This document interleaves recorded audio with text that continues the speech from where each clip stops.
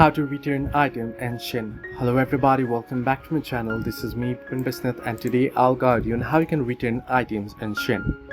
In order to return the item on Shein, first things first, you want to go ahead and open up the Shein application, or you want to head over to your Shein and sign into your account that you made the purchase of the item that you wish to return. Then here you want to tap on me option at the bottom right corner of your screen, and there you'll be able to see the option that says my orders, and under it you can see the option that says processing. So you want to simply tap on processing option. Under processing, you'll be able to see the items that are on process that you made the purchase. However, if you head over to all orders, you'll be able to see all the other items that you made the purchase in the past as well. So here you want to find the order that you wish to return.